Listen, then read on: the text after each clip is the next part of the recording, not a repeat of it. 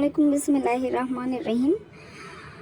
আমি জেনারেল ফার্মাকোলজির কিছু ড্রাগ নিয়ে আজকে আলোচনা করব, যে ড্রাগগুলো মোস্ট ইম্পর্ট্যান্ট ভাইবার জন্য।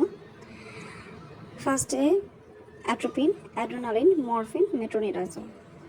যেহেতু জেনারেল ফার্মাকোলজিতে অনেক ড্রাগের সাথে সাথে ইন্ডিকেশন, কন্ট্রাইন্ডিকেশন, অ্যাডভার্স ইফেক্ট সবই জানতে হয়। অনেক ইনফরমেশন।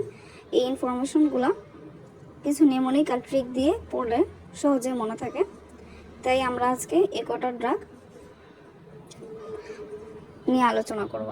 ফার্স্টে আসি অ্যাট্রোপিন। অ্যাট্রোপিন হচ্ছে অ্যান্টিকোলিনার্জিক ড্রাগ। এটার ইন্ডিকেশন আমরা মনে রাখবো অ্যাট্রোপা দিয়ে। ফার্স্টে এতে atropine is used as mydriatic. টিতে ট্রাভেলার্স ডায়রিয়া। আরতে rapid onset of mushroom poisoning. ওতে অর্গানোফসফরাস পয়জনিং।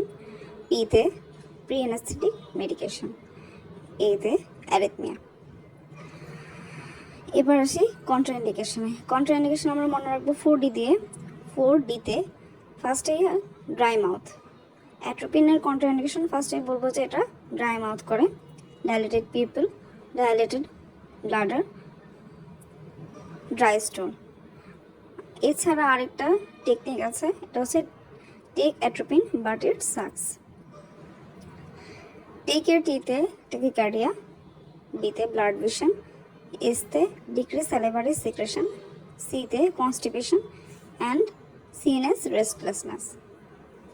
এভাবে পড়লে দেখা যায় যে পরীক্ষার সময় বেশি এগুলো মনে রাখতে বেশি প্রেশার দিতে হয় না, ব্রেনে সহজেই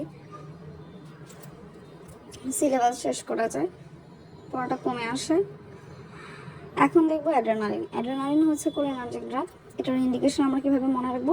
ABCDEG। এতে অ্যানাফাইল্যাকটিক শক, ব্রঙ্কিয়াল অ্যাজমা। সিতে কার্ডিয়াক অ্যারেস্ট। ডিতে delayed absorption of local anaesthesia. জিতে গ্লুকোমা। কন্ট্রাইন্ডিকেশন আমরা মনে রাখবো হার্টে করবে কোনগুলো? Cardiac arrhythmia, tachycardia, ischaemic heart disease. আর এভাবে মনে রাখবো যে হাইপারের মধ্যে hypertension, hyperthyroidism, hypertension, hyperthyroidism, hypersensitivity. এখন আসি মরফিন। মরফিন হচ্ছে অপিওয়েড অ্যানালজেসিক। অপিওয়েড অ্যানালজেসিক আর কি আছে? Pethidine, tramadol, codeine.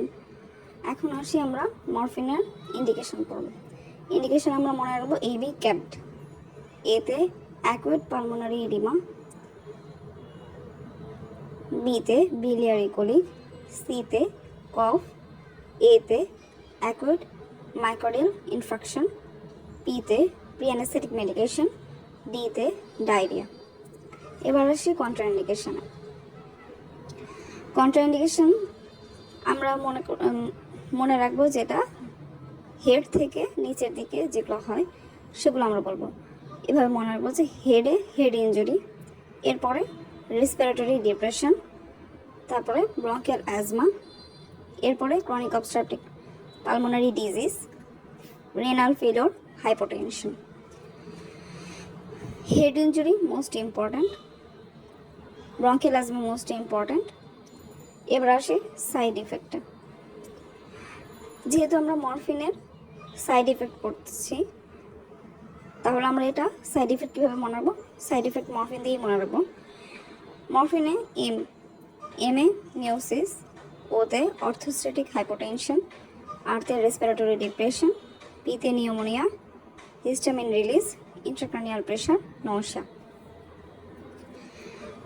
এভাবে পড়লে একটু সুবিধা হয়, পরীক্ষার আগে প্রেশার কমে যায়। এরপর আসবো আমরা মেট্রোনিডাজল। মেট্রোনিডাজল আমরা ইন্ডিকেশন কি? মেট্রোনিডাজল আমরা কোথায় ইউজ করি, ইন্ডিকেশন কি? আমরা এটা মনে রাখবো হচ্ছে 3 ডিজিট দিয়ে। 3Dতে ডায়রিয়া, ডিসেন্ট্রি, ডেন্টাল ইনফেকশন। জিতে হচ্ছে জিয়ার্ডিয়াসিস। টিতে ট্রিপল ড্রাগ থেরাপি, ট্রিকোমোনিয়াসিস, অ্যামিবিয়াসিস। এটা একটু আলাদা, কিন্তু ট্রিকোমোনিয়াসিস, অ্যামিবিয়াসিস এভাবে মনে রাখবো। এরপরে হচ্ছে মেট্রোনিডাজল মেথড। মেট্রোনিডাজলের অ্যাডভার্স ইফেক্ট আমরা মনে রাখবো মেথড দিয়ে।